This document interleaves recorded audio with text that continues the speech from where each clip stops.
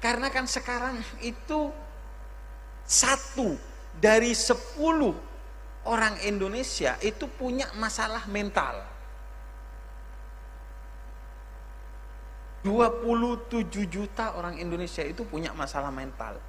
Jadi 1 dari 10. Jadi kalau dihitung 1, 2, 3, 4, 5, 6, 7, 8, 9, 10, dia sakit mental nih. Dia sakit mental. Nah, masalah mental itu kan menjadi masalah kita. Iya kan? Entah karena diputusin, karena biaya kuliah, karena berbagai hal. Stres, depresi, dan lain sebagainya. Takut jodoh tak kunjung datang, takut pinjol tak kunjung dibayar. Iya kan? Slot lagi. Memang mukanya muka-muka jahanam dia. Tuhan mau selamatkan dia dari utang, dia malah download slot. Iya kan? Akhirnya kata Tuhan, urus dewi.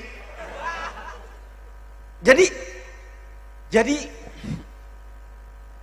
tasawuf itu adalah obat bagi hati kita dengan segala masalah-masalah yang sedang menempa kita. Jadi the real healing itu adalah tasawuf. Ala bidzikrillah tatmainnal qulub.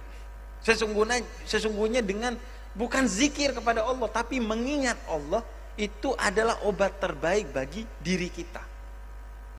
Assalamualaikum warahmatullahi wabarakatuh. Salam sehat, salam sejahtera buat kalian semua dimanapun kalian berada. Jumpa lagi di ANA Channel.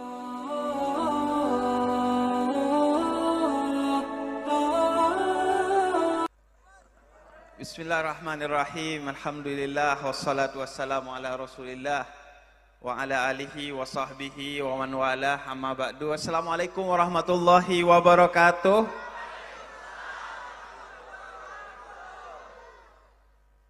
Umat Kanjeng Nabi akhir. Jadi pertama-tama saya mengucapkan terima kasih kepada Matan, mahasiswa Ahlut Thoriqah Al-Mu'tabarah An-Nahdiyah, atas undangannya pada malam hari yang penuh keberkahan ini. Karena saya tadi dikabari sama beliau, Gus Hasan Habibi namanya, dan bedanya beliau dengan saya itu, kalau saya Habibnya di depan, sedangkan Gus Hasan ini Habibnya di belakang. Makanya beda nasab, beda nasib. Tapi inilah bukti bahwa kalau Hasan Habibi dan Habib Husain bergabung itu insya Allah Pekalongan baik-baik aja. Bahwa Hasan dan Husain itu kalau sudah bergabung insya Allah baik-baik aja. Termasuk bagi diri kita kalau kita masukkan ke hati kita. Nah, sebenarnya saya dikabari Gus Hasan itu pagi tadi bahwa ingin anak-anak Matan di Pekalongan dan dari beberapa daerah yang hadir di acaranya Habib Lutfi bin Yahya itu untuk diberikan ya semacam wejangan-wejangan ketersesatan. Mungkin yang belum login di loginkan gitu. Dan rencananya awalnya hanya pengurus yang dilaporkan ke saya jumlahnya itu 50 orang aja. Otomatis saya ya udah. Toh juga waktu saya di malam hari kosong gitu. Dan sorenya direvisi. Katanya, Bib, ini karena pengurusnya banyak yang datang, jadi 200 insya Allah yang datang. Saya mulai agak berpikir, gimana ya, 200 itu sudah kebanyakan gitu kan. Kan gak enak di sana sedang berkumpul para sufi-sufi besar, sampean malah di sini. Itu kan menunjukkan bahwa Anda itu sangat bangga dengan ketersesatannya itu loh. Dari seluruh dunia. Dari seluruh dunia sedang kumpul di acaranya Habib Lutfi, Anda malah ke sini. Jadi akhirnya saya tegur, kata saya ya udah kalau 200 tapi asal tidak diumumkan ke yang lain. Karena terus terang kita ini kesini bukan untuk memberikan berkah, tapi ngalap berkah dari para guru yang hadir dari seluruh dunia pada kesempatan kali ini. Tapi entah kenapa kemudian tiba-tiba saya berada di tempat antah berantah ini. Tiba-tiba sebanyak ini. Jadi pertama yang ingin saya sampaikan, bahwa konteks kita pada malam hari ini adalah saling belajar bersama dengan niat utama untuk mengambil keberkahan dari para sufi-sufi agung yang hadir di kota Pekalongan pada hari ini hingga beberapa hari ke depan. Jadi kita luruskan niatnya bahwa kita ingin mendapatkan keberkahan dari sufi-sufi besar yang dihadirkan oleh Abah Lutfi di kota Pekalongan ini. Itu yang pertama, kita ingin luruskan itu, bahwa mari kita ambil pelajaran bersama dari apa yang sekarang didiskusikan, dimusyawarahkan, dirembukkan oleh para sufi-sufi yang itu hadir dari seluruh dunia. Dari Nigeria, Sudan, negara-negara Timur Tengah dan lain sebagainya. Kemudian yang kedua, saya mau meminta maaf. Ini harus saya sampaikan permohonan maaf yang sebesar-besarnya karena betul-betul acara ini baru disiapkan setelah asar tadi, menjelang maghrib. Baru dipersiapkan.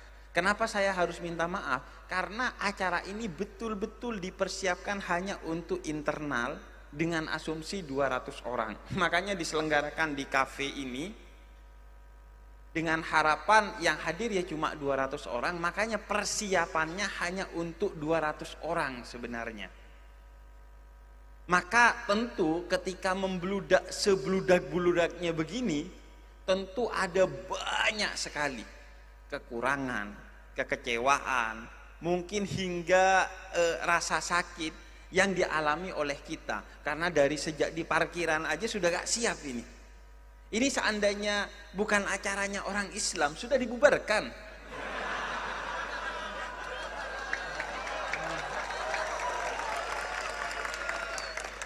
Karena tidak ada izinnya. Gak jelas ini, izinnya 200 datang segini.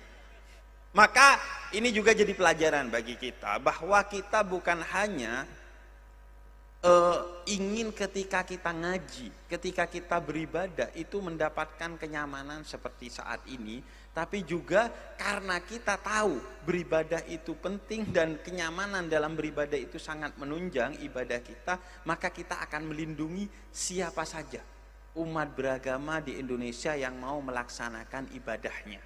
Kita akan terdepan dalam melindungi siapa saja umat beragama di Indonesia yang mau melakukan ibadahnya. Karena kita merasakan nyamannya kita beribadah secara tenang di tempat ini pada malam hari ini. Jadi mohon maaf teman-teman semua, pasti ada kekurangan. Bahkan saya tadi sebut kesakitan. Kenapa? Karena saya dari sana ke sini sudah mengalami kesakitan. Ini luka-luka sudah. Serius. Jadi tentu ada kekurangan, panas, sempit, tidak ada makanan ataupun minuman, kecuali mungkin yang tiketnya premier ini, bangku-bangku tiket premier ini. Jadi tentu ada kekurangan, mohon dimaklumi, karena memang betul-betul tidak dipersiapkan sama sekali. Dan saya niatnya tadi itu mau ya cuman 200 orang, sehingga pasti ada kekurangan. Saya mohon maaf sekali, mohon dimaafkan, dan mari kita sama-sama belajar bersama mencari berkah pada malam hari ini. Nah, hari ini sebenarnya itu saya ke Pekalongan bersama kita semua ke Pekalongan, ataupun kita semua yang di Pekalongan itu untuk menghadiri pertemuan para wali sufi, wali kutub di kota Pekalongan yang diundang oleh Habib Lutfi bin Yahya. Tapi kemudian tiba-tiba acara yang dipersiapkan sejak menjelang maghrib, yang hadir ini sebanyak ini. Maka Anda dan saya seharusnya itu tidak bangga. Bukan berkata alhamdulillah, tapi astagfirullah. Sejak kapan wali YouTube itu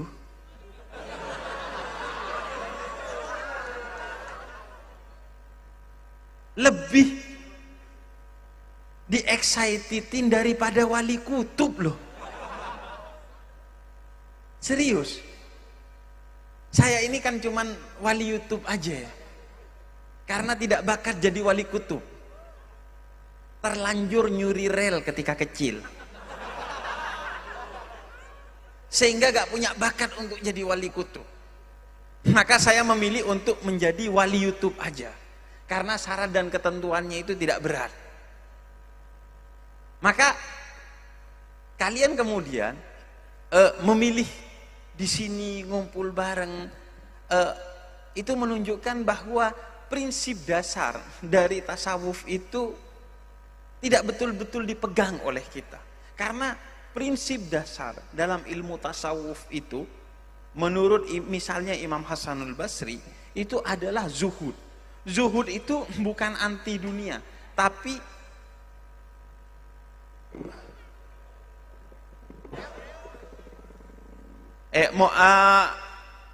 mohon jaga kondusivitasnya ya.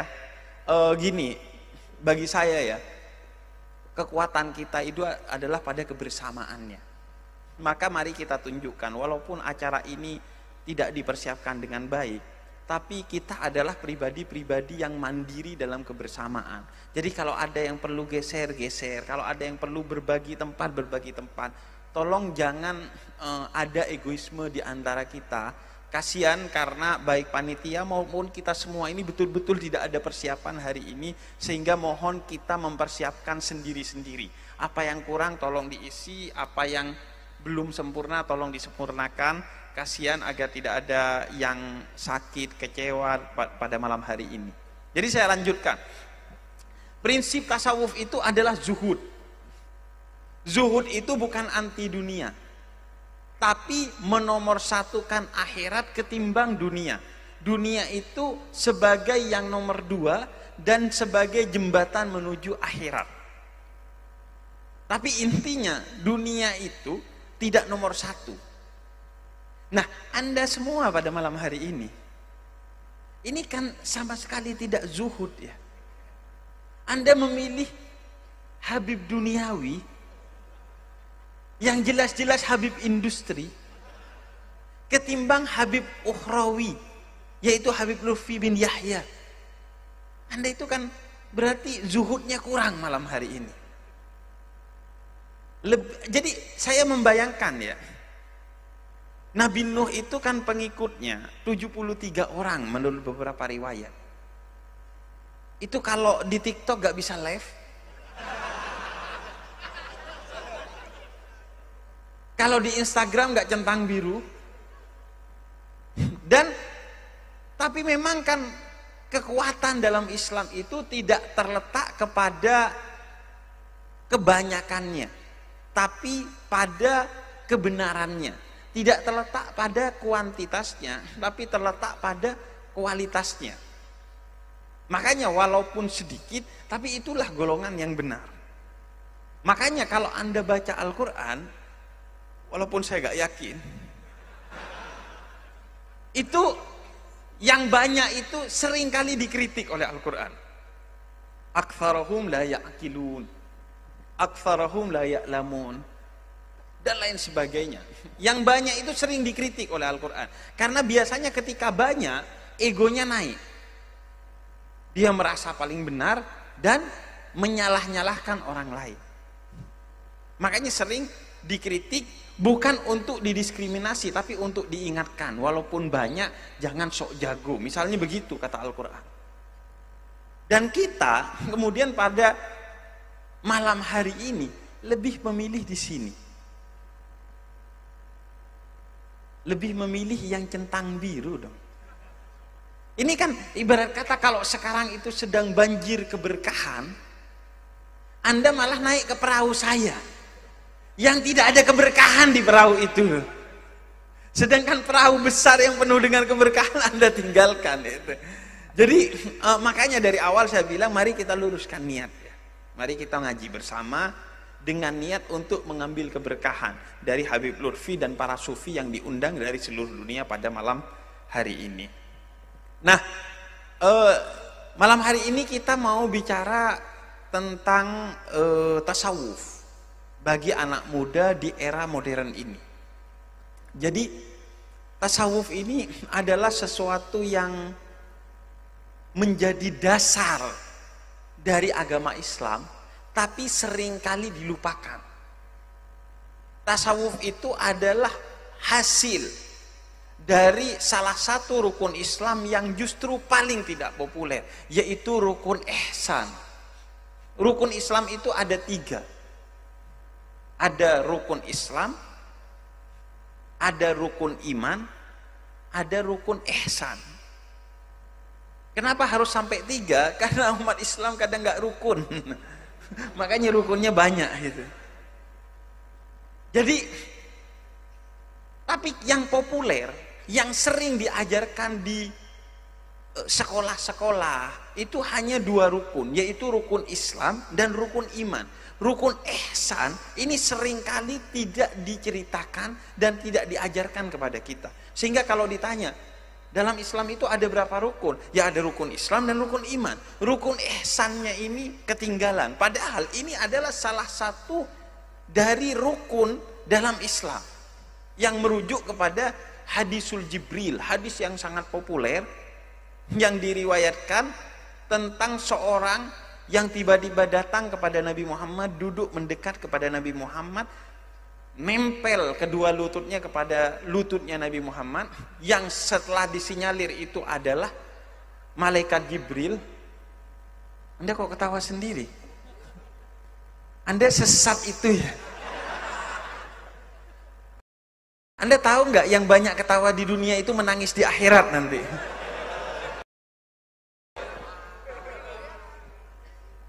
Enggak.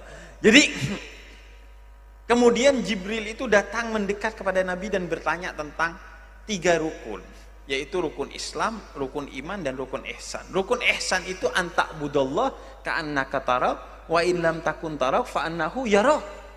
Beribadahlah kamu seolah-olah kamu melihat Allah, dan kalau kamu tidak melihat Allah, maka ketahuilah bahwa Allah melihat kamu. Ini adalah rukun yang kemudian melahirkan apa yang disebut dengan tasawuf. Bagaimana kemudian ini menjadi ruh di rukun iman dan rukun Islam. Iman dan Islam itu dihayati dengan penuh hingga seolah-olah Allah itu kita lihat, atau kalau tidak dengan kesadaran bahwa Allah itu betul-betul melihat kita, sehingga kita tidak main-main dalam keimanan dan keislaman kita. Karena problem kita dalam iman dan Islam itu seringkali adalah hilangnya aspek ihsan itu sendiri. Saya kasih contoh. Iman itu seringkali kokoh di depan banyak orang, tapi lemah hingga hangus ketika kita dalam kesendirian. Makanya kata Sayyidina Ali bin Abi Thalib, hati-hati kamu dalam kesendirian. Kalau di depan orang, kita itu sering cosplay jadi orang yang beriman. Iya kan? Status WA, hada min fadli Rabbi. Iya kan? Di media sosial kan isinya dikit-dikit hadis, dikit-dikit ayat sama hadis kok dikit-dikit gitu. Iya kan, kita manusia yang imannya itu sering berbasis kepada pencitraan di luar saja, tapi di dalam kesendirian seringkali iman itu lepas dari kita. Makanya hati-hati dalam kesendirian. Sendirian di kamar mandi, Iya. Iman Anda itu diuji dalam kesendirian Anda di kamar mandi, kesendirian di kamar tidur. Itu ujian keimanan. Apakah di kamar tidur dalam kesendirian Anda tetap berfokus kepada Muslim Pro,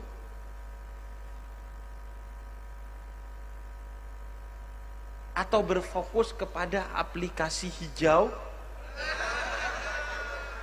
Itu ujian keimanan. Ketika di kamar mandi, apakah Anda mengaktifkan VPN atau tidak? Jadi iman itu ujiannya itu adalah ihsan.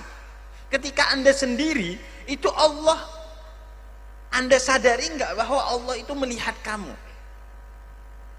Udah gak usah ngomongin kita menyadari kita melihat Allah. Allah melihat kamu dalam kesendirian. Kalau Anda bermaksiat dalam kesendirian, tapi menjadi orang yang beriman dalam keramaian, itu akan dalam aspek tertentu kemunafikan yang betul-betul menjijikkan. Karena Anda menomorduakan Allah ketimbang omongannya orang lain. Jadi iman itu ujiannya adalah ihsan. Yang ihsan itu perangkatnya adalah tasawuf, menyadari kehadiran Allah. Begitu juga Islam. Islam kita itu diuji dengan ihsan. Merasakan nggak kehadiran Allah? Betul-betul misalnya ketika kita sholat itu, sholat untuk Allah atau tidak? Ngujinya kan gampang. Kita itu sering, sadar ataupun tidak sadar, sholatnya itu kan gak buat Gusti Allah banget lah, dibagi-bagi itu.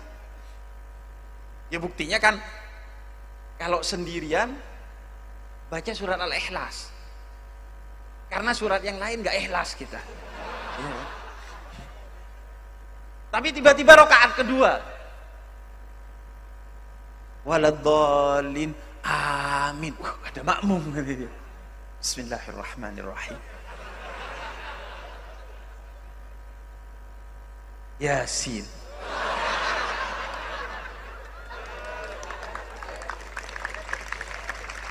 Terus kata makmumnya, hafidul Quran. Terus imamnya, Allahu Akbar. Hafalnya Yasin doang. Iya kan? Kita kan sering melakukan itu. Ketika jadi imam itu dilambat-lambatin, bacaannya dibagus-bagusin. Coba sholat sendiri. Makanya sholat subuh itu kan disebut oleh Nabi salah satu ujian bagi kita. Karena kan kemungkinan sholat subuh itu kita sendiri dalam keadaan yang tidak siap, baru bangun gitu kan. Anda kan lebih rapi ke sini daripada ketemu Allah ketika sholat subuh. Iya kan, kalau sholat subuh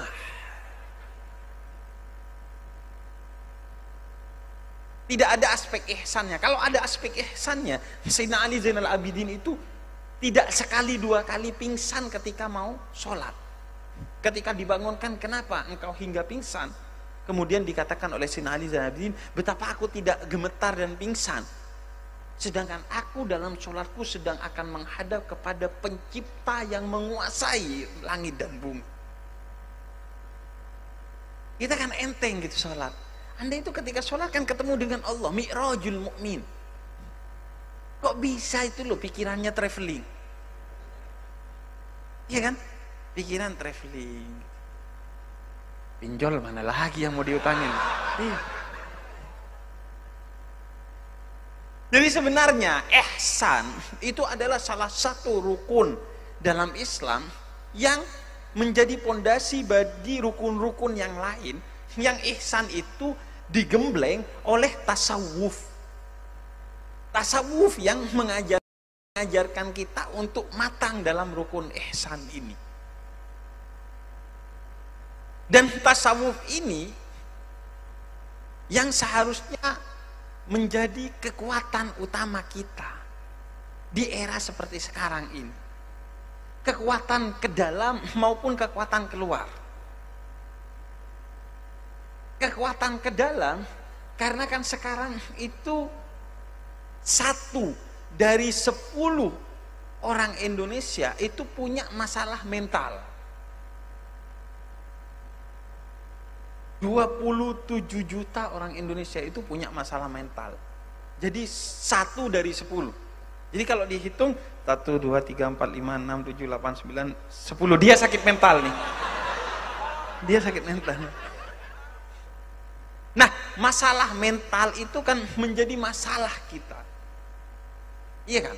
Entah karena diputusin, karena biaya kuliah, karena berbagai hal.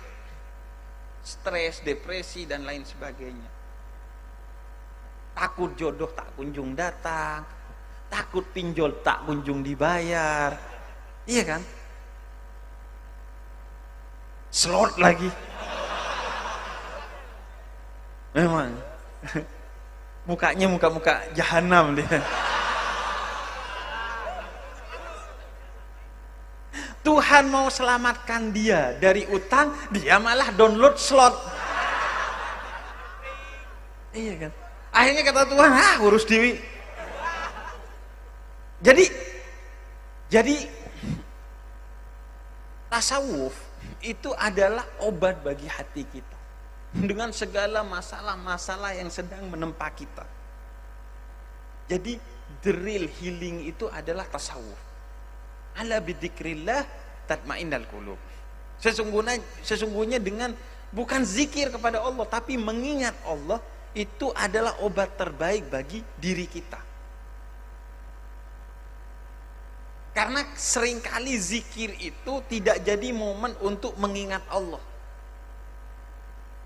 hanya bahkan untuk menjadi ajang pencitraan. Makanya disunahkan zikir itu oleh Nabi kan nggak pakai alat, pakai tangan aja.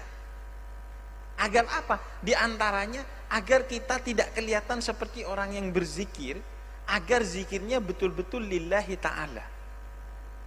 Ini pakai zikir yang dicincinin itu. Iya, zikir digital, tasbih, dibagus-bagusin lagi kan tasbihnya kan. Udah gak lagi urusan fungsi, tapi urusan gengsi. Subhanallah. Subhanallah. Iya. Pas lagi sendiri, iya.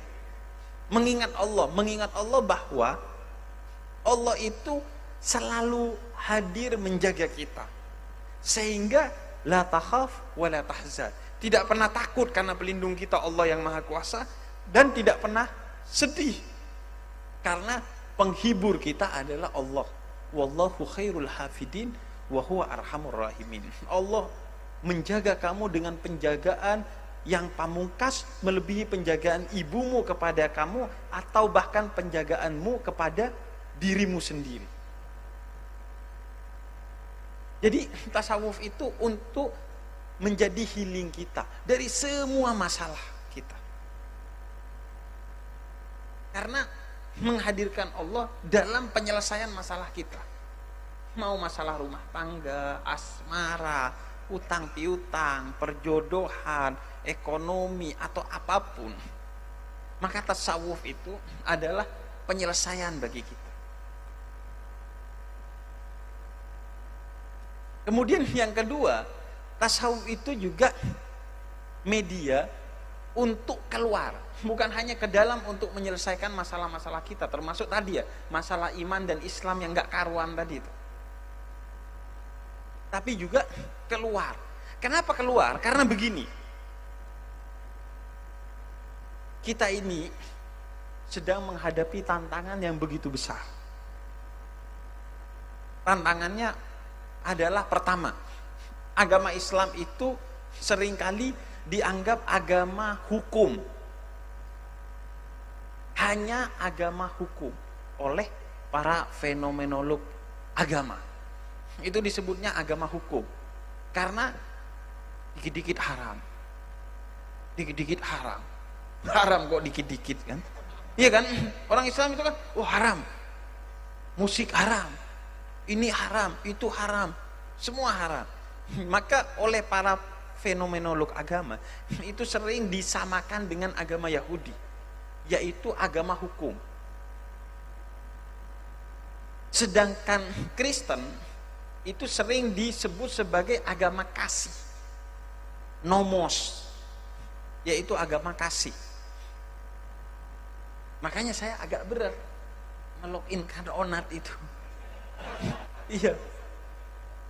Karena kan mau gak mau nanti kulkasnya harus berstempel halal, semuanya harus halal gitu, semuanya, kelakuannya yang haram nanti.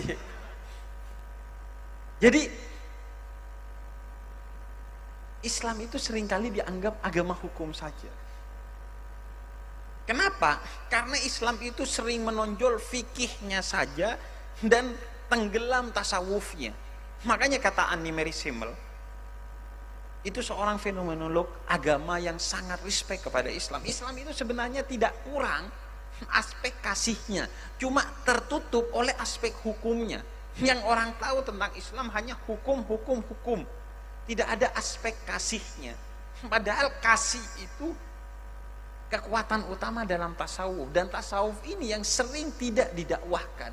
Anda cek dimanapun, termasuk risetnya Al-Farah tahun 2019, itu tasawuf tidak menempati posisi sebagai tema yang paling dibicarakan oleh para dai.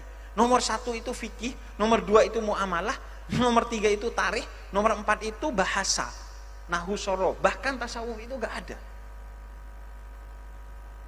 Sehingga Islam itu seolah-olah agama yang kaku, isinya hanya mengharamkan. Kemudian yang kedua, kita itu sedang menghadapi 2 pecahan anak muda di berbagai dunia, termasuk di Indonesia. Satu kelompok yang semakin semangat beragama karena sudah selesai nakalnya. Akhirnya tiba-tiba hijrahlah, makin rajin sholatnya.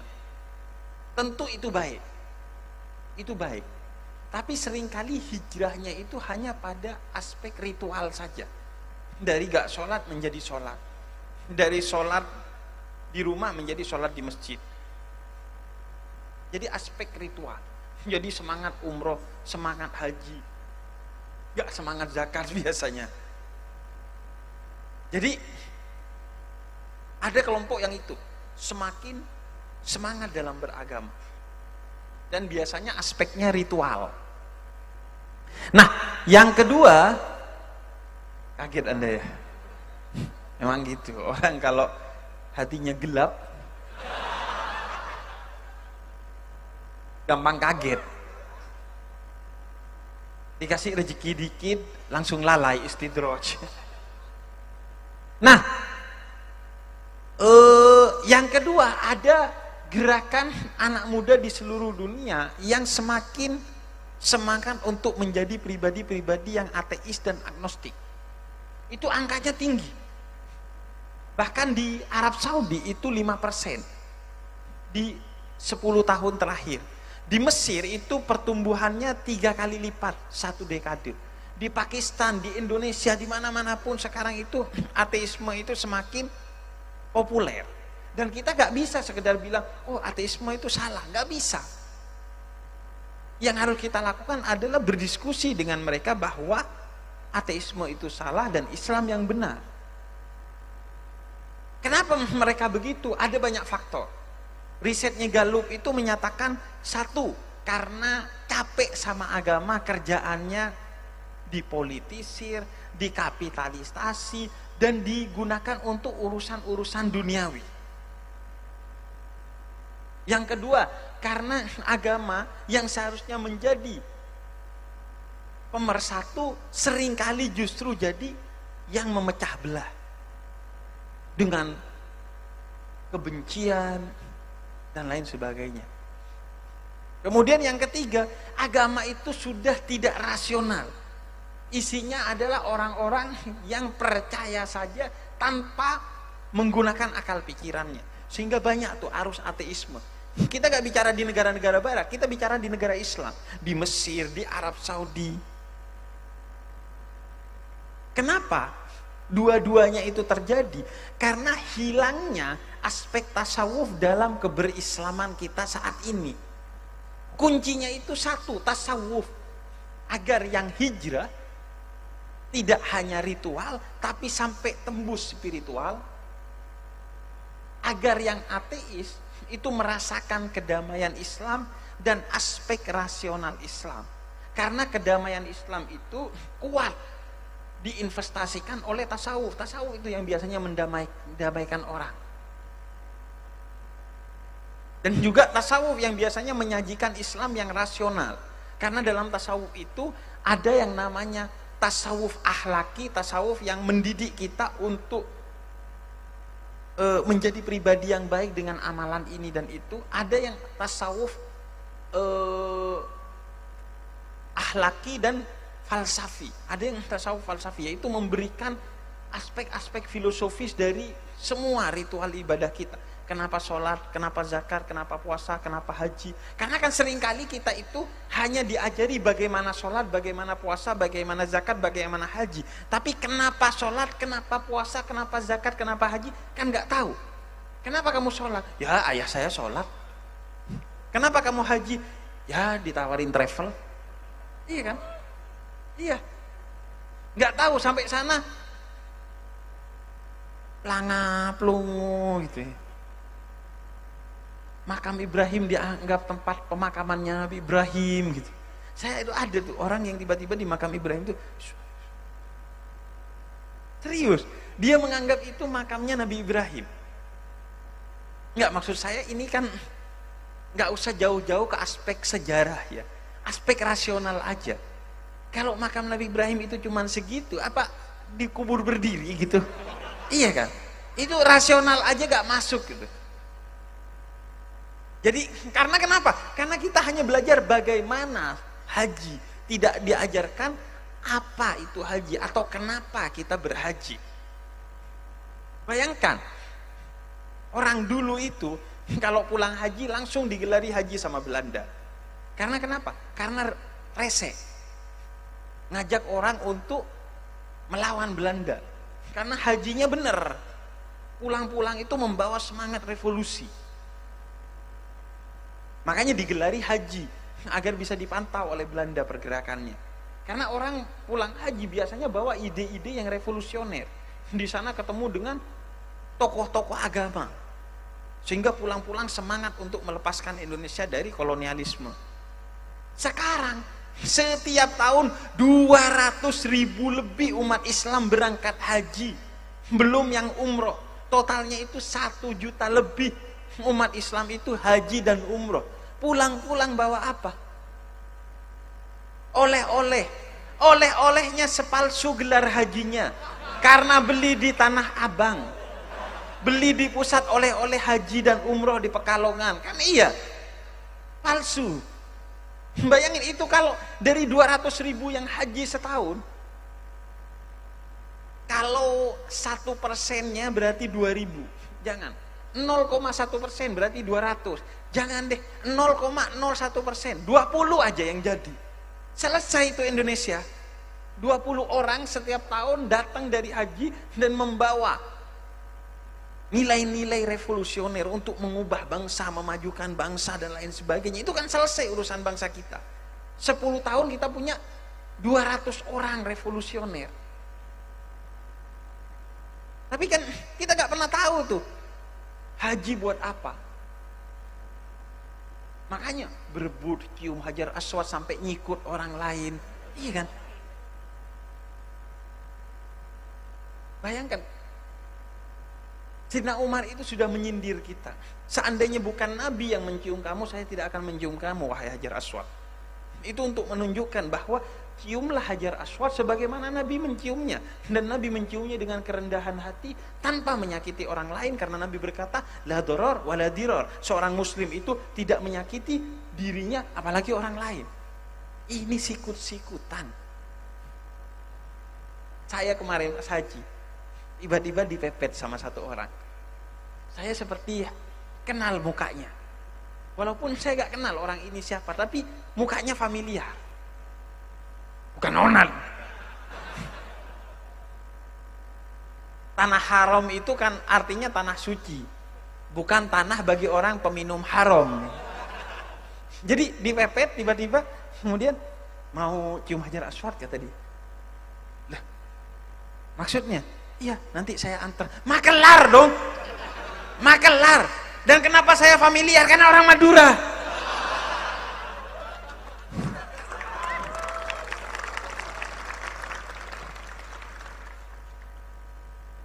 Saya udah menduga ini orang Madura.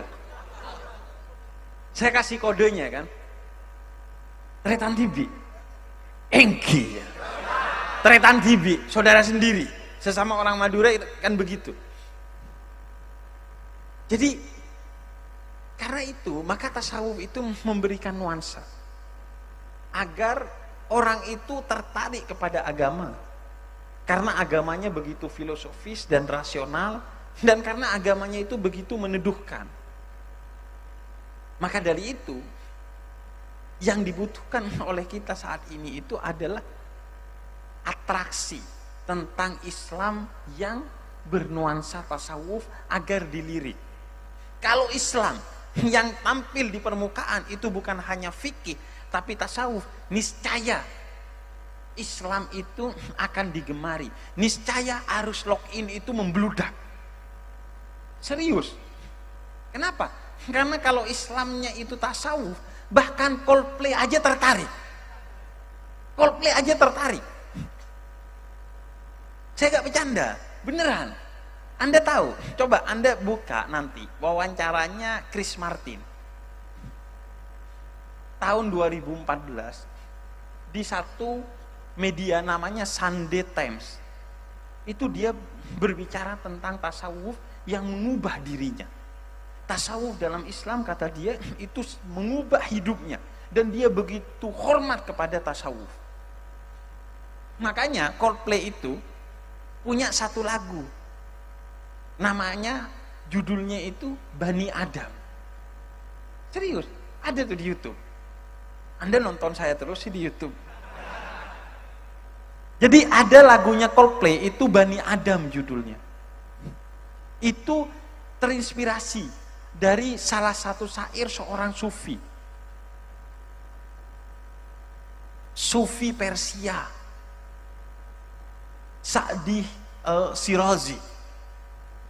Yang di dalamnya itu berbicara tentang bahwa kita ini semua adalah saudara sebagai Bani Adam. Anak keturunan Adam. Walaupun kalau saya ada lebihnya nanti. Kita kan sama-sama keturunan Nabi nih. Tapi kan saya Nabi terakhir ya. Jadi kita sesama Bani Adam, semua kita Bani Adam. Yang memiliki esensi yang sama. Yang sudah seharusnya kalau satu sakit, maka yang lainnya juga menangis. Seperti satu tubuh. Ini kan syair dari seorang sufi yang terinspirasi dari riwayat-riwayat dari Nabi Muhammad tentang bahwa kita ini satu kesatuan tubuh, baik yang saudara sebagai satu agama maupun saudara sebagai satu kemanusiaan. Makanya kata Nabi, kalau kita bertengkar sebagai sesama manusia, yang paling bersedih itu adalah Nabi Adam, karena anak cucunya bertengkar.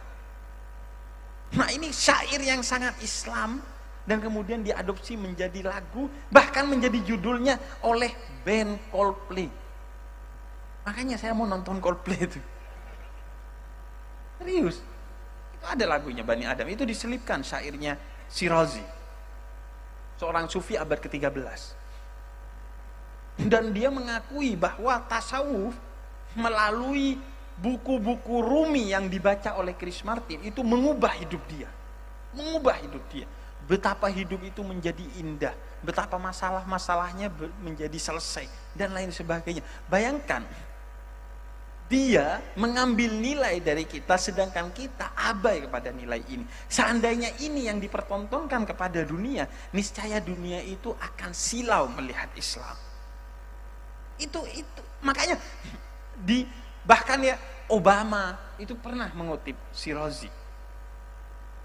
Bahkan itu PBB itu di salah satu sudut ruangan PBB itu ada syair Bani Adamnya Shirazi.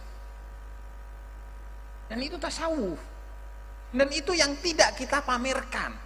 Sehingga Islam itu kesannya cuma ngurusin hukum aja. Makanya apa yang saya lakukan dari awal, kalau Anda lihat itu nuansa tasawuf dalam dakwah saya itu sangat kental. Nah makanya kita itu sekarang membutuhkan apa yang menjadi sponsor kegiatan ini, yaitu Jarum Super. Enggak. Matan. Anda jangan potong di TikTok itu. Jarum Super gak bayar saya. Oh ini ya. Jadi matan itu kan mahasiswa Ahlut Thariqah Al-Mu'tabarah An-Nahdiyah. Jadi tempat bagi mahasiswa untuk menggembleng dirinya menjadi seorang yang sadar dengan tasawuf. Ini penting untuk mengatasi mutan. Matan ini penting untuk mengatasi mutan. Karena di akhir zaman ini banyak mutan. Mutan itu jenis manusia-manusia yang aneh secara biologis. Iya, itu disebutnya mutan. Nah, matan ini untuk mengatasi mutan, yaitu manusia-manusia yang aneh secara ideologis. Fisiknya sih gak aneh, tapi kelakuannya yang aneh. Mau muslim ataupun non muslim. Jadi menurut saya pentingnya tasawuf itu bagi kita sekarang itu sangat urgent, agar Islam kita menjadi lebih baik dan agar Islam ini menjadi lebih indah di mata orang lain. Makanya kita berharap tasawuf itu menjadi core dalam dakwah Islam. Nah, karena ini sudah lektonannya sudah dibawa itu. Ya. Kayaknya dia sadar kan, karena udah dengerin ceramah tasawuf, oh iya musik haram katanya.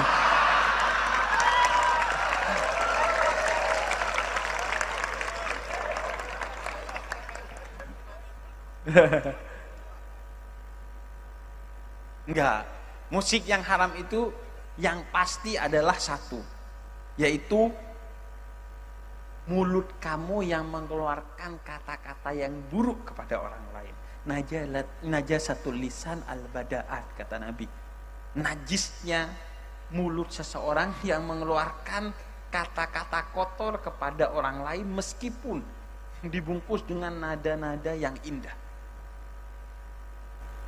Jadi ada yang menarik ini, karena waktunya udah mepet dan saya ingin kalau bisa ada tanya jawab sedikit. Saya yang tanya, Anda yang jawab.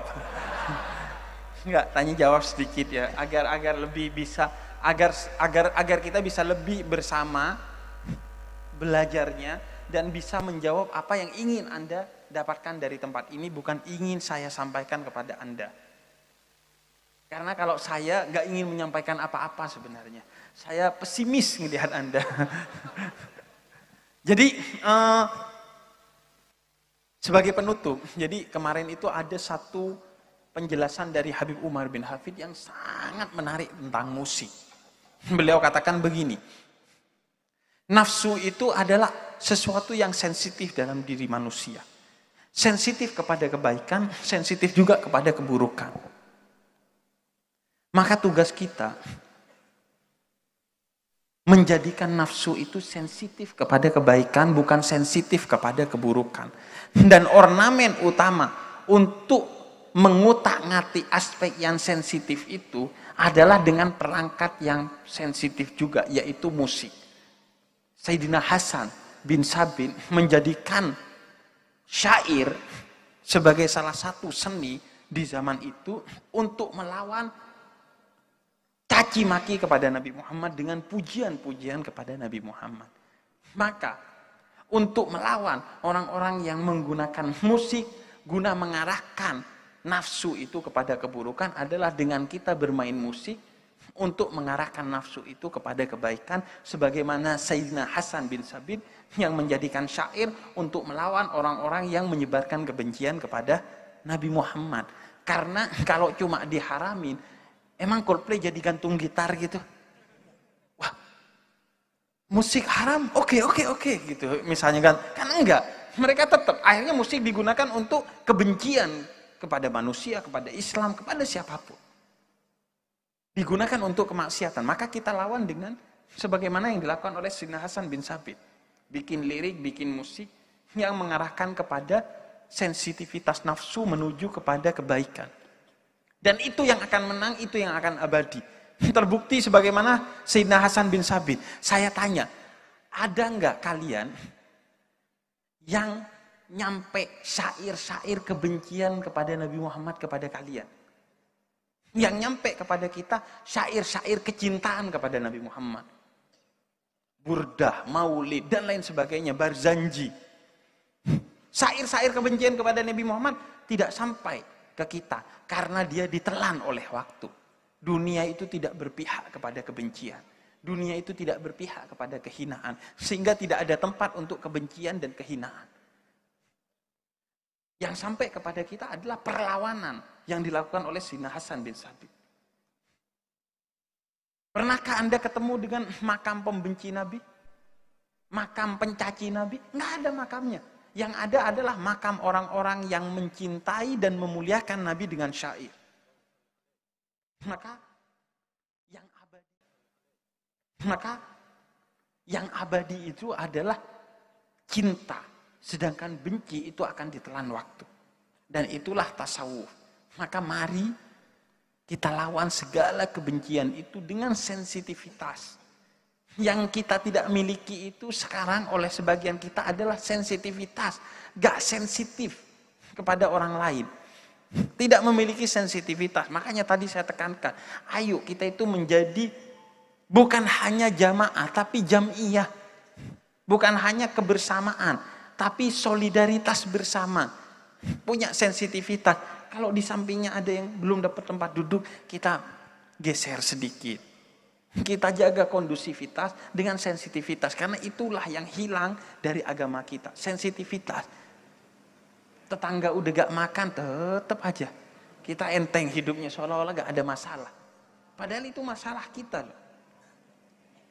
Maka kita berharap kalau malam hari ini ada manfaatnya, manfaat utamanya adalah tumbuhnya kesadaran kita dalam beragama berpondasikan tasawuf itu sendiri.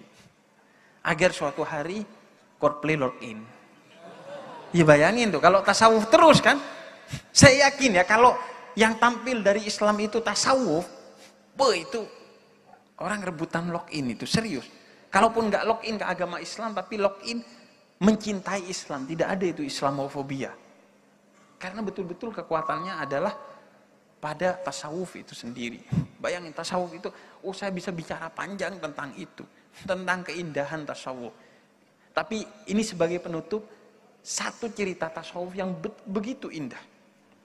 Jadi ada satu preman, jalan sama seorang sufi. Kemudian si sufi ini menasehati kepada preman ini, kamu berhenti judi, berhenti minum minuman keras, dan lain sebagainya. Sampai nyampe satu pohon besar, si sufi ini lewat kiri, si preman ini lewat kanan. Akhirnya beberapa detik terpisah, ketemu lagi di depan, si preman ini nanya kepada sufi karena dia tiba-tiba diem. Kamu kok udah nggak bacot lagi? Terus kata si sufi ini, iya, karena tadi saya menasehati kamu lantaran saya melihat dengan mata kepala saya bahwa kamu itu mabuk dan main judi. Tapi setelah melewati satu pohon, saya berhusnudzon kepada Allah bahwa saya ketika tidak melihat kamu, kamu bertaubat kepada Allah dan taubatmu diterima oleh Allah, sehingga ketika saya ketemu lagi bersama kamu, kamu di mata saya bukan lagi pemabuk atau penjudi, tapi orang yang saya tidak tahu kualitasnya. Yang bagi saya kamu gak punya dosa. Itu tasawuf. Bayangin kalau orang didakwain Islam dengan begitu. Apakah dia tidak akan jatuh cinta? Boleh dia tidak masuk Islam, tapi minimal dia akan mencintai Islam. Dia akan toleran kepada Islam. Oke, karena ini bukan nggak kerasa ya, kerasa. 1 jam sudah Jadi mungkin kita sesi kalau mau tanya jawab 2 pertanyaan atau ya biar inilah biar ada nuansa komunikasinya. Iya. Mungkin jangan matan, Anda duduk aja bukan? Oke. Yang matan nggak usah nih. Yang matan-matan nggak usah dan ditunjuk langsung Di sama depan aja ya, yang di depan aja ya. Habib. Tungguin. Ada yang non muslim nggak? Tenang, Anda aman di sini. Kalau ada, saya kasih tempat untuk bertanya. Tapi setelah tanya nanti syahadat. Ya, janda ya. Kalau ada saya kasih tempat. Anda non muslim. Kok sarungan Anda? Oh iya. Siap, mungkin. Oh iya, gimana ini milihnya ya? Iya Habib, langsung Habib aja. Saya minta 1 laki-laki dan 1 perempuan. Gimana? Ini yang perempuan, ayo kamu maju. Monggo. Kamu ayo, yang dekat-dekat ya biar gak susah ya. Mohon maaf ya. Nanti kalau masih ada waktu kita ngobrol-ngobrol lagi. Oke, itu. Boleh salaman. Kenapa? Anda bukan muhrim dengan saya. Sebutkan namanya ya. Saya dulu. Iya, Mbaknya dulu aja. Saya di live. Iya. Oh, Mbaknya dulu? Masnya di Oh, live. Masnya dulu. Assalamualaikum warahmatullahi wabarakatuh. Waalaikumsalam warahmatullahi wabarakatuh. Selamat malam Habib Hussein, selamat malam untuk semua Habib yang ada di sini. Selamat malam untuk teman-teman semua. Perkenalkan nama saya Adit, saya dari Desa Soko, Pekalongan Selatan. Sebelumnya saya mau mengucapkan terima kasih untuk panitia penyelenggara acara ini yang sudah mengizinkan masyarakat umum seperti kami untuk join di acara yang luar biasa ini.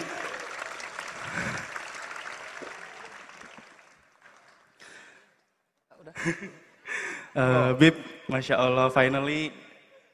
Anda anak Jaksel, bukan anak Pekalongan. Finally. Penantian saya selama ini untuk ketemu dan bertatap langsung dengan Habib bisa terwujud malam hari ini. Alhamdulillah saya bisa ada di acara yang sama, satu atap dengan Habib. Gak ada atap loh ini. Gak ada atap. Beratapkan ya. langit. Iya betul. Oke. Sebelumnya saya ingin bertanya sesuatu yang mungkin agak di luar konteks tema, boleh Bib? Boleh. Boleh, oke. Pertanyaan dari saya, mungkin Habib sudah pernah lihat juga, perkembangan media sosial di era sekarang ini berkembang sangat pesat, betul ya Bib? Dan beberapa hari yang lalu mungkin teman-teman di sini juga sudah pernah lihat, ada seorang influencer perempuan yang membuat konten yang dinilai mengarah ke arah pornografi. Seperti itu. Dan yang kita tahu media sosial itu kan bisa diakses oleh siapapun, kapanpun dan dimanapun. Bahkan dari anak usia 3 tahun pun mungkin sudah pernah ya Bib. Karena saya juga pernah jadi guru TK. Saya ngelihat ada murid saya yang lincah banget jarinya untuk mainin HP, untuk scroll-scroll YouTube dan TikTok. Itu membuktikan bahwa di era sekarang ini sosial media sangat mudah diakses. Bagaimana tanggapan seorang Habib tentang influencer tersebut yang sebelumnya beliau ini juga pernah membuat video-video serupa, namun memang tidak seviral yang kemarin. Mungkin yang sudah tahu ya konten jilat es krim. Anda tidak perlu jelaskan. Oke, ya mungkin ada yang belum tahu, Bib. Tidak ada, semua tahu. Semua tahu di sini. Anda kalau tanya kontennya Habib Lutfi, Gus Baha, mungkin mereka ada yang nggak tahu.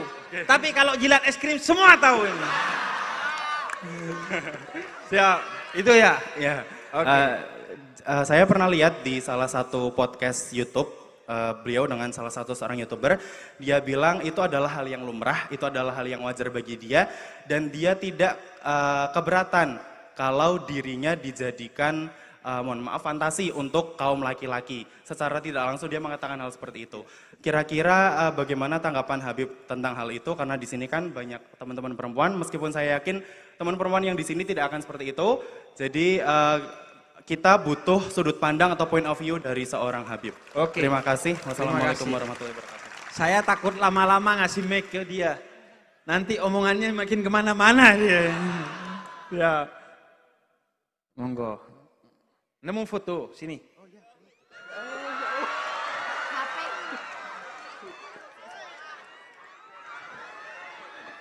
HP-nya jelek.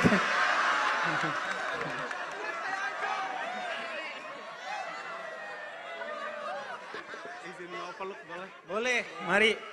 Kasih hadiah dulu biar ini. Jangan nih mau peluk katanya. Ya.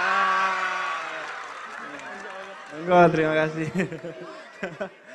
Ngomongin digital HP-nya jelek.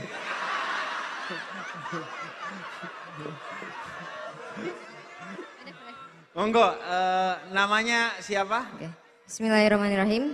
Assalamualaikum warahmatullahi wabarakatuh. Waalaikumsalam warahmatullahi Nama saya Iza Bib. Iza. Iya. Iza. Saya dari Azza itu. Iza. Saya dari kabupaten sebelahnya Pekalongan, dari Batang saya. Oh, dari Batang. Oke, Oke. Eh, Sebelah kok. Pantesan jodoh Anda gak dapat. Sebelah aja dibilang jauh loh. Monggo. Jujur saja ini ya Bib, mungkin kebanyakan yang di sini itu emang pemuda tersesat Bib. Ya. Yang saya mau tanyakan, kalau memang mungkin kami ini sudah tersesat agak jauh, ini awal yang harus kita mulai buat berhijrah itu apa, dan apa yang harus diistiqomahkan seperti itu.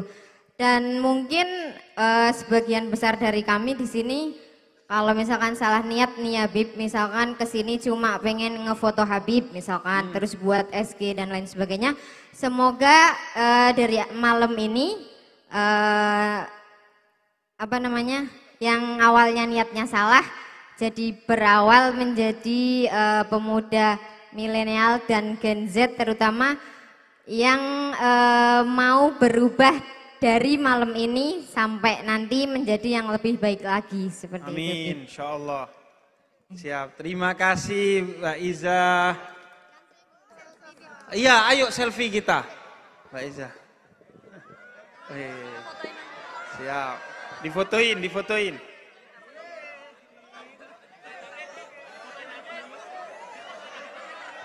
Siap.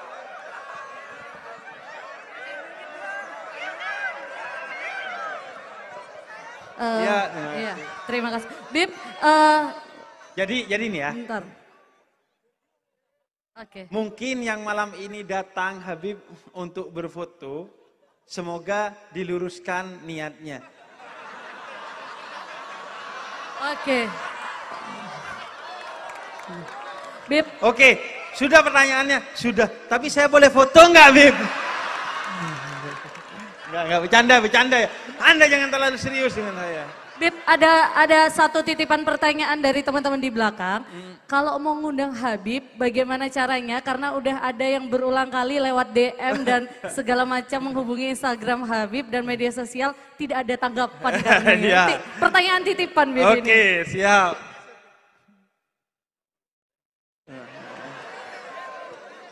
Iya, memang saya kalau yang mau mengundang santri itu agak-agak kelihatan memang di DM itu biasanya.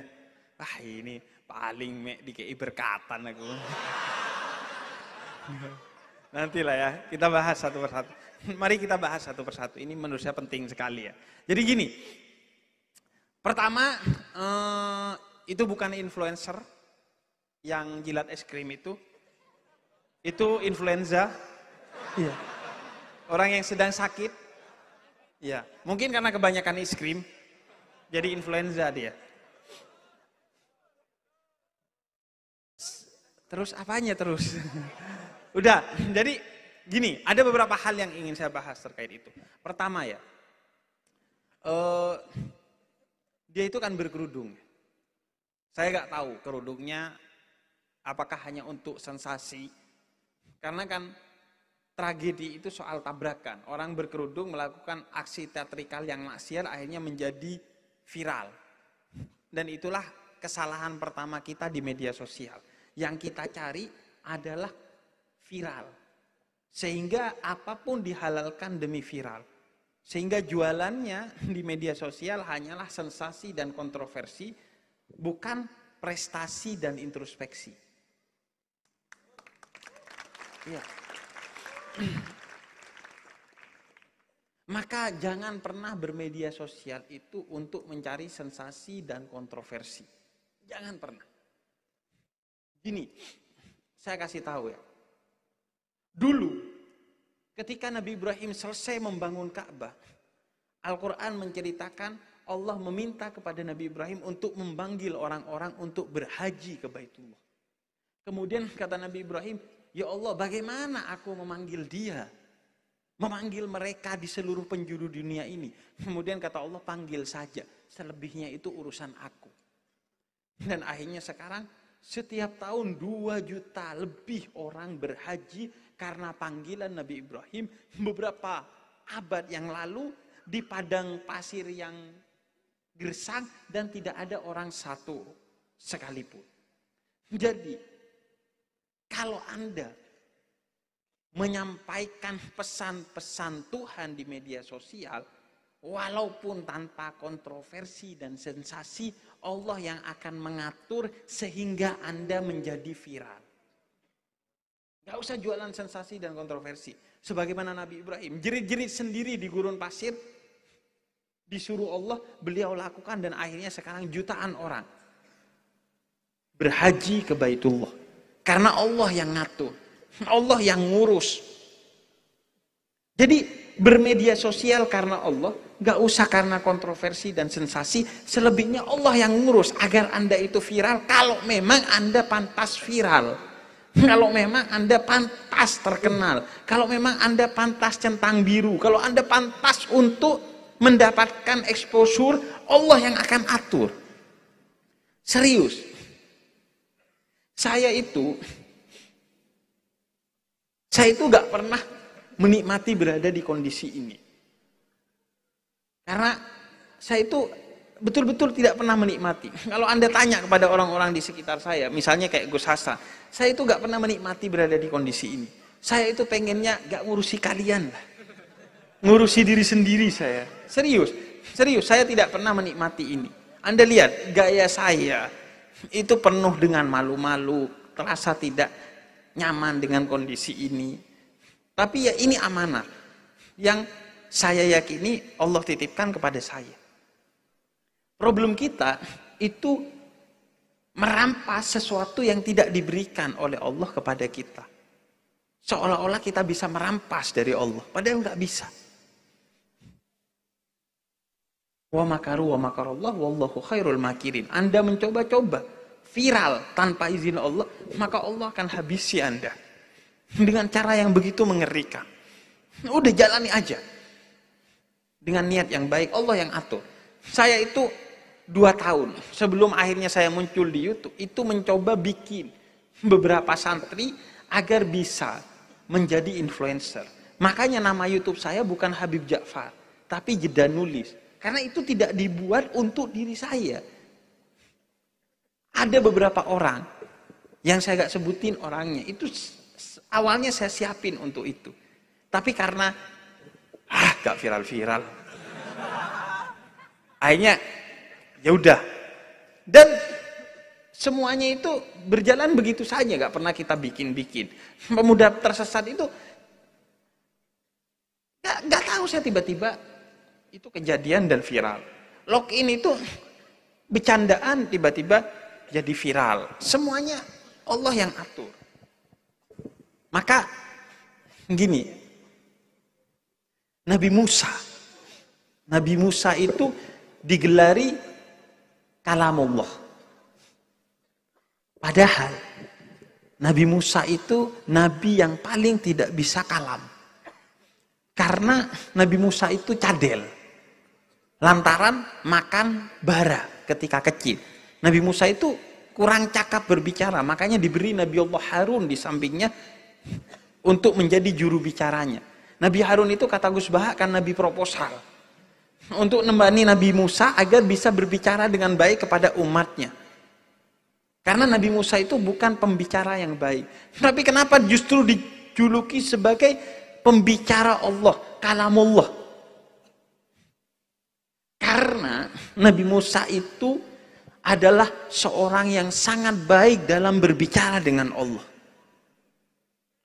Dan masalah kita adalah Kita hanya belajar cara berbicara kepada manusia, tapi tidak pernah belajar cara berbicara yang diridhoi oleh Allah. Kita hanya punya kursus-kursus public speaking, tidak ada satu kursus God speaking. Sadar nggak? Public speaking yang ada di pikiran kita. Gimana sekiranya viral? Pakai kata ini, pakai kalimat ini, pakai tema ini. Itu aja, gak pernah dipikirin aspek God speakingnya. Yang kita pikirin selalu public speakingnya. Gimana agar orang senang, bukan gimana agar Tuhan senang. Sehingga orang makin tidak dibikin senang oleh Tuhan kepada Anda. Karena pola pikir Anda hanya nyenengin orang lain. Makanya saya tidak pernah sedikit pun mau nyenengin Anda ketika ngomong. Saya itu nggak pernah mau nyenengin Anda ketika ngomong itu. Anda lihat orang minta Bib ngomong ini, Bib tema ini. Saya nggak pernah ikuti. Saya itu punya kurikulum sendiri dalam nge-YouTube. Nggak bisa diatur-atur dengan orang. Jangankan kalian, YouTube aja nggak bisa ngatur saya. Saya itu nggak pakai AdSense. Resiko gak pakai AdSense itu sebaran kontennya itu 50 hingga 70% lebih lambat. Tapi siapa YouTube mau ngatur-ngatur keturunan Nabi gitu loh.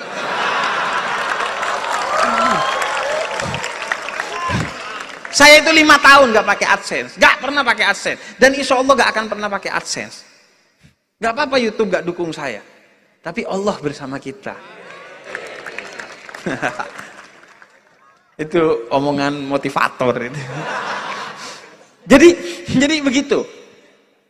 Kita itu hanya belajar public speaking, tidak belajar God speaking, sehingga selamanya tidak akan pernah mencuri perhatian manusia, karena manusia itu berada di bawah kuasa Tuhan. Serius.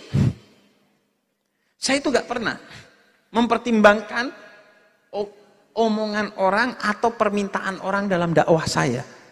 Yang saya pertimbangkan apa yang wajib saya sampaikan dari ilmu saya, atau apa yang wajib saya kelola dalam dakwah yang dibutuhkan oleh orang yang bisa saya handle. Itu doang. Makanya tadi Matan mau bikin acara ini di tempat-tempat yang agak islami. Itu kata saya, wah gak bisa saya di kafe aja. Iya kan? Kan insya Allah karena di sini Anda jadi ikhlas. Niatnya ke sini foto-foto, ngafe, tiba-tiba ngaji. Sudah pasti ikhlas. Kalau di masjid belum tentu. Karena niat awalnya sudah ngaji. Maka setan tahu. Maka Anda diganggu.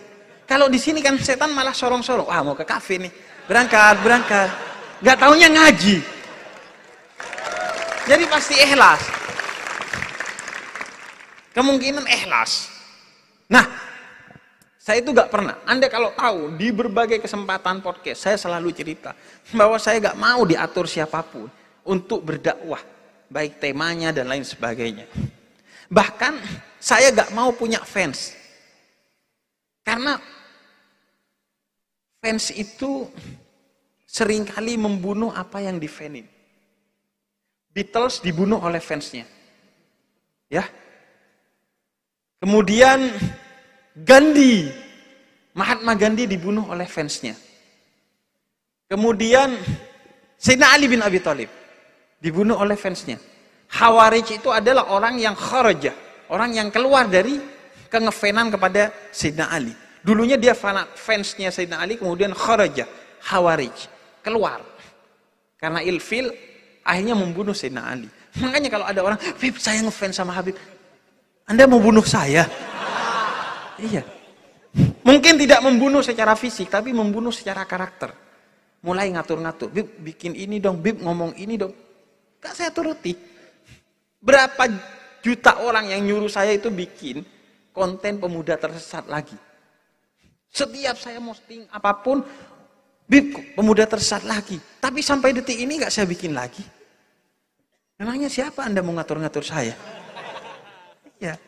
Jadi pokoknya saya itu berusaha berdakwah udah lillahi ta'ala udah. Karena enak, walaupun gak ada yang nonton, tapi Gusti Allah dan Kanjeng Nabi nonton, beres urusan Anda. AdSense Anda ukhrawi itu, bukan duniawi itu. Iya. Ya, jadi itu pertama ya, jangan cari sensasi dan kontroversi.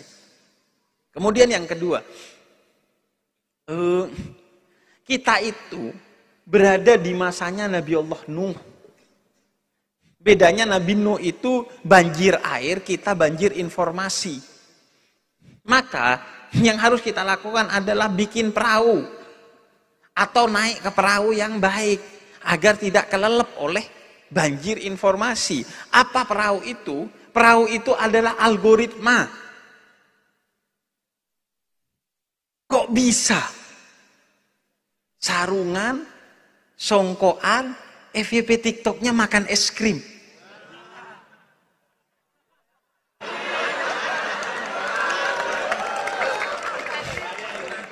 Iya. Iya kan? Maka bikin perahu yang baik, naik ke perahu yang baik. Jangan biarkan algoritma Anda itu sesat dan liar. Sehingga scroll TikTok, scroll tiba-tiba ini neraka ini. Iya. Algoritma itu tergantung Anda. Maka Anda lihat, saya itu sering gonta-ganti akun YouTube. Akun YouTube untuk nonton ya, bukan yang jeda nulis. Kenapa?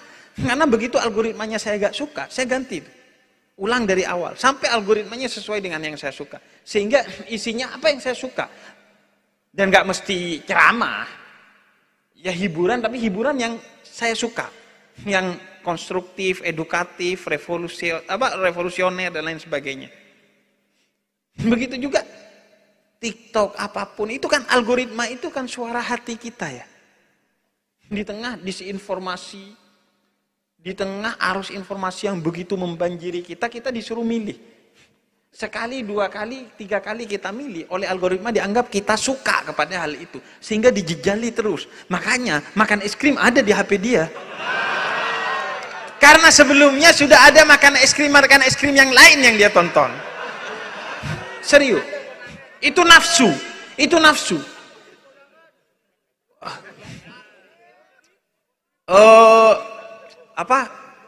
Hal kontroversi kan di grup WhatsApp kadang gitu kan. Oh begini kontroversi, jangan diklik. Jangan diklik. Sayangi dirimu. Jangan diklik. Pastikan algoritmamu itu selalu positif agar hidupmu bahagia di dunia dan di akhirat. Karena algoritma itu sangat menentukan. Bahkan saya curiga ya, nanti malaikat itu untuk menentukan Anda masuk surga dan neraka itu cuma HP. Iya, terus Muslim Pro gak ada, NU online gak ada. Aduh ada micet, neraka. Iya, scroll TikTok, Habib Ja'far. Yang kedua Habib Ja'far. Selebihnya dangdutan semua. Scroll, di-scroll dalam daftar orang masuk surga. Jadi algoritma itu menentukan, itu perahu. Kita itu ada di disrupsi informasi, banjir informasi. Maka pilihlah informasi yang baik, naik ke perahu. Sebagaimana Nabi Nuh bikin perahu dan naik ke perahu. Nggak kena banjir tuh. Anda jangan biarkan diri Anda kelelep sama banjir. Informasi apa aja diikuti. Lagi rame ini diikuti. Lagi rame itu diikuti. Makanya saya itu berhenti udah setengah tahun dari Twitter. Karena Twitter itu men-trigger kita untuk mengetahui sesuatu yang tidak perlu kita ketahui. Dan berbicara tentang sesuatu yang kita tidak pantas membicarakan hal itu. Melalui trending-trendingnya itu. Jadi itu yang kedua. Nah yang ketiga ini kaitannya dengan tasawuf. Terkait dengan makan es krim tadi. Saya nggak tahu ya, hijabnya itu beneran atau hanya sensasi. Tapi gini, hijab itu bagi sebagian orang seringkali dipakai tanpa keimanan. Dia dipakai sebagai busana atau sebagai keislaman saja, tanpa ditopang oleh keimanan. Sehingga jilbabnya tidak kafah, dan bahkan kadang jilbabnya itu menyebabkan citra dia dan citra Islam menjadi buruk di mata orang lain. Karena yang dijilbabin cuma kepalanya, tidak mulutnya, tidak kelakuannya, tidak hal-hal yang seharusnya juga dijilbabin oleh dia. Makanya Nabi itu bikin periode ada yang tadi. Jadi rukun iman dan rukun Islam itu dipondasikan yang namanya rukun ihsan. Wadahnya dulu dibikin, hatinya dulu diperbaiki. Makanya di Mekah Nabi itu nggak ngomongin hukum, ngomongin hati, akhlak, iman, akidah, tasawuf dan lain sebagainya. Ayat-ayat makkiyah itu ayat-ayat hati. Agar hatimu kokoh, wadahnya jelas, gak lobang, gak bocor. Sehingga di Mekah dituangin ayat-ayat hukum, gak bocor. Tapi seringkali kita, ketika kita jilbabin kepala kita lupa ngejilbabin hati kita. Sehingga, ya udah jilbab hanya jadi busana saja. Itulah yang terjadi sekarang. Dan ini gak hanya untuk perempuan, tapi laki-laki kan. Kalau perempuan itu mentoknya secara hukum ditutupi semuanya kecuali matanya. Kalau laki-laki itu yang utama justru tutupi matanya. Iya. Betul, jelalatan aja gitu kan. Gini aja, kalau itu gak dilihat sama kita konten itu, ya gak viral.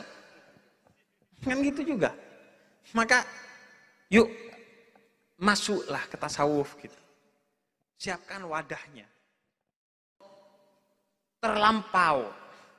Anda pengen segera begini dan begitu. Enggak. Sedikit demi sedikit asal istiqomah.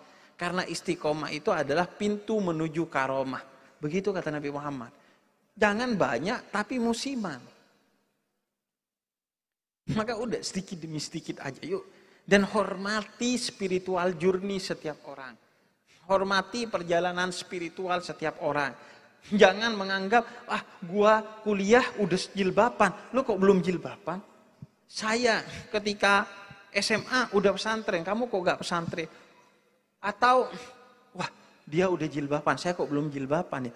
Jangan pernah mengukur perjalanan spiritualmu untuk menjadi ukuran bagi kamu menilai perjalanan spiritual orang. Dan jangan pernah menjadikan perjalanan spiritual orang sebagai ukuran bagi perjalanan spiritualmu. Jalani perjalanan spiritualmu secara enjoy, setahap demi setahap, sendiri. Karena itu pengalaman pribadi Anda dengan Tuhan. Udah jalan, nggak usah peduli. Nggak usah peduli sama orang lain. Pokoknya Anda berjalan aja setahap demi setahap tanpa peduli omongan orang lain. Saya itu kalau peduli omongan orang lain, udah berhenti dari dulu. Habib kok gini gitu. Itu kan banyak tuh komen, Habib kok gini. Akhirnya saya bikin stand up comedy show judulnya Habib kok gini itu.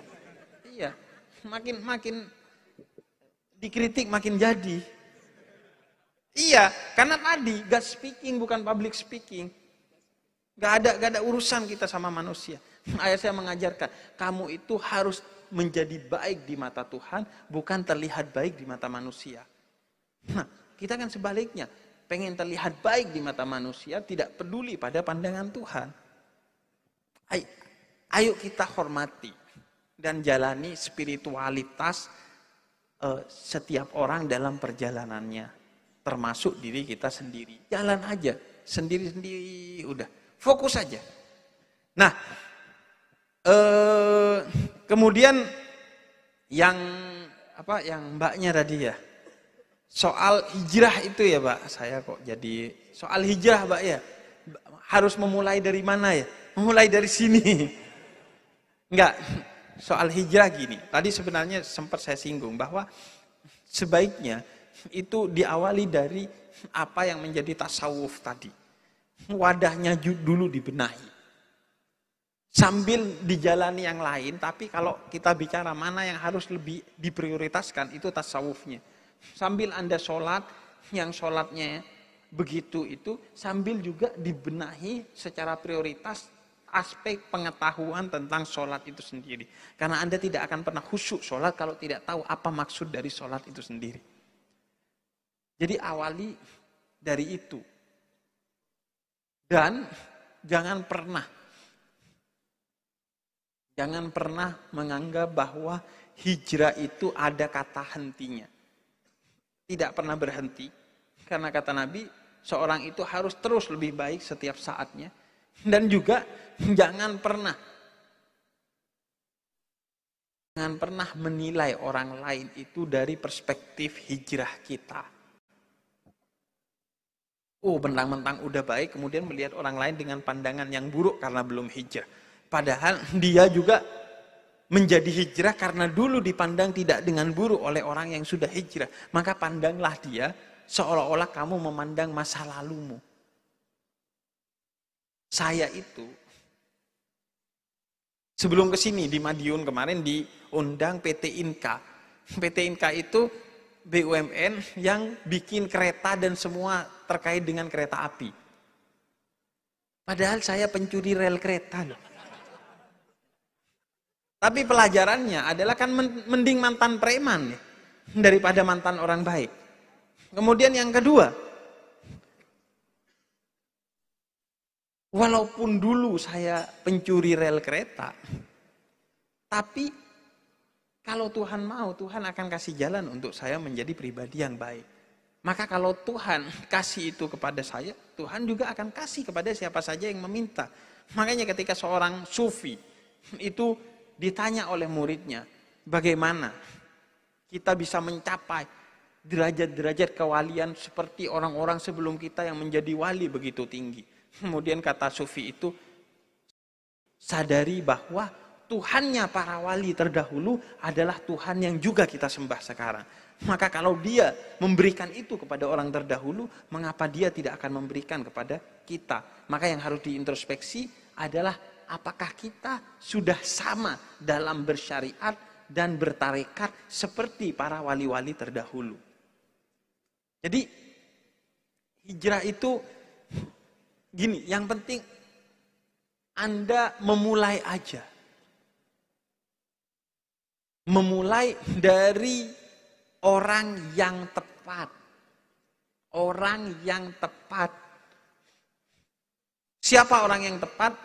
3 cirinya kata Sayyidina Mu'adz bin Jabal ketika diutus oleh Nabi Muhammad ke Yaman. 1, orang yang tepat adalah orang yang mengajarkan Islam dengan kegembiraan, bukan ketakutan. Anda kan sekarang cengengesan masuk surga aja nanti. Iya kan? Amin. Sayanya masuk neraka. Yang kedua, mengajarkan dengan memudahkan, tidak menyulitkan. Dengan metode yang tasawuf.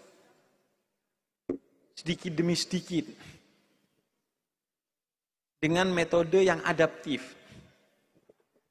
Dibiarkan orang itu beradaptasi. Kemudian yang ketiga, yang mengajarkan Islam yang mempersatukan, bukan yang mencerai beraikan.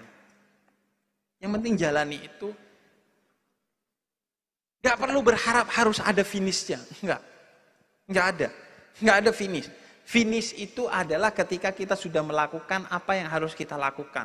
Berhasil ataupun tidak berhasil. Sampai atau tidak sampai itu finish. Yang penting Allah tidak meminta kamu sampai ke titik tertentu. Tapi yang penting kata Allah prosesnya jalani. Jangankan kamu yang muslim, yang non muslim sekalipun, kalau dia terus mencari dan tidak pernah sampai kepada Islam, maka kata Imam Ghazali dia dihukumi sebagai ahlul fitrah. Orang yang tetap berada dalam kesucian fitrahnya sehingga dia tetap akan mendapatkan keselamatan di akhirat kelak. Jadi yang penting ya udah jalani aja, nggak usah harus sampai di sana di sini. Oh teman saya sudah di sana, enggak, ini nggak rebut-rebutan. Fastabiqul khairat, berlomba-lomba dalam kebaikan, bukan dalam kebenaran. Berlomba-lomba aja dalam kebaikan. Apa yang bisa kita lakukan? Bukan, lebih benar saya, lebih benar Anda. Enggak. Tapi dalam kebaikan aja. Baiknya saya segini, baiknya dia segitu, terserah. Yang penting Allah itu tidak minta kita untuk menjadi yang terbaik, tapi Allah minta kita untuk menjadi yang selalu berbuat baik. Karena khairun nas anfa'uhum linnas. Sebaik-baiknya manusia yang berbuat baik kepada manusia lain. Enggak perlu jadi yang terbaik. Yang penting terus berproses secara baik.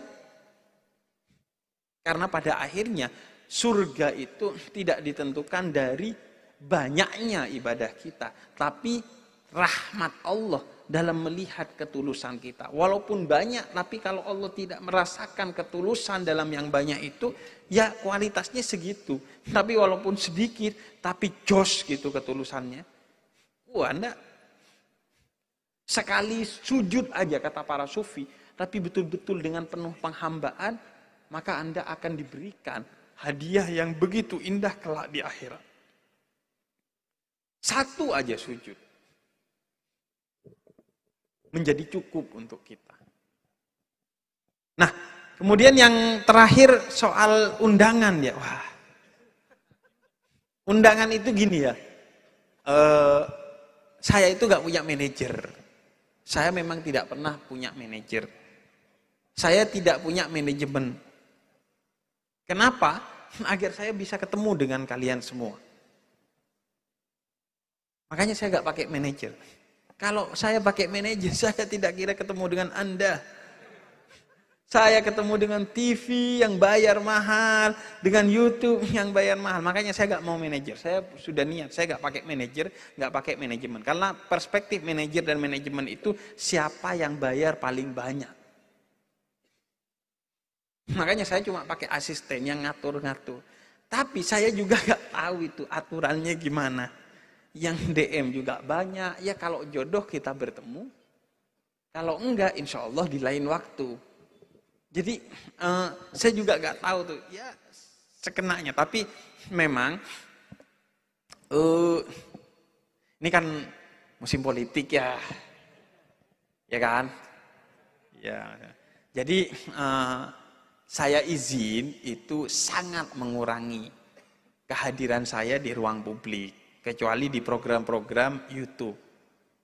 Tapi kalau di ruang publik memang saya agak mengurangi. Kenapa? Karena saya tidak bisa mengontrol giringan orang lain. Kalau di YouTube saya kan yang bikin sendiri. Kalau di sini kan kita nggak tahu nih, ini tiba-tiba panggung politik kan kita nggak tahu. Serius. Makanya saya itu sangat mengurangi. Karena juga saya tidak cakap dalam menyeleksi. Saya itu nerima aja undangan siapa saja. Karena saya tidak cakap menyeleksi, maka akhirnya saya mengurangi. Sampai selesai ribut-ribut 2024 ini. Itu satu. Kemudian yang kedua, saya ngerasa sekarang itu sudah banyak juga pendakwah yang bisa menjadi alternatif. Sehingga saya ngerasa kok kayaknya tugas saya sudah mulai cukup gitu. Iya kan? Terus yang ketiga, juga saya sekarang itu sedang meminta waktu kepada diri saya sendiri untuk ngaji lagi, untuk menimba ilmu lagi. Jadi mohon maaf dan mohon izin kalau memang intensitas dakwah saya itu sekarang jauh berkurang karena saya sedang mendakwai diri saya sendiri. Iya, serius. Makanya itu. Tapi kalau undangan itu, ya sebenarnya di kontak person saya itu ada. Cuman ya akhirnya berjodohnya dengan siapa memang ya saya gak tahu juga ya. Makanya sebenarnya itu berjalan apa adanya aja. Makanya kadang ya tiba-tiba ketemu dengan kayak sekarang lah ya. Ini kan baru tadi sore direncanakan. Karena malam saya di sini juga gak ada agenda apa-apa. Agenda saya tadi hadir acara, terus sekarang malam gak ada agenda daripada overthinking di hotel ya. Iya kan? Daripada sendirian, kemudian look around, cari sekitar, ya kan? Bahaya, jadi yaudahlah, kita dakwah aja. Jadi itu ya. Gimana panitia? 10:30 loh. Oke. Lanjut. Anda enak aja lanjut. Iya, Bib. Apa Habib mungkin cukup? Mungkin dua pertanyaan ya. Oke. Terserah. Tapi saya bukan. Gus Hasan bagaimana? Oh, Kayaknya. Terserah. Saya seneng loh. Lanjut di dakwah ini bukan hanya lanjut di konser ini, seneng saya loh. Serius. Sampean ini walaupun bohong saya tenang loh. Oh ya, tapi ini juga ya. Sekaligus juga jangan jangan biasakan untuk menilai dan menghakimi orang lain. Kalian datang ke sini dengan berbagai niatnya, itu insya Allah saya terima. Insya Allah apapun niat kalian itu, mau foto doang, mau dengerin saya percaya energi dakwah itu jauh lebih besar dari energi Anda. Wa makaru wa makarallah wallahu khairul makirin. Anda niatnya ke sini cuman cengengesan, nggak taunya tobat. Niatnya foto-foto, nggak taunya masuk surga. Iya kan? Justru yang niatnya ngaji ini, kadang udah dari awal setan udah mepet Anda tuh. Jadi nikmati aja lah perjalanan spiritual Anda.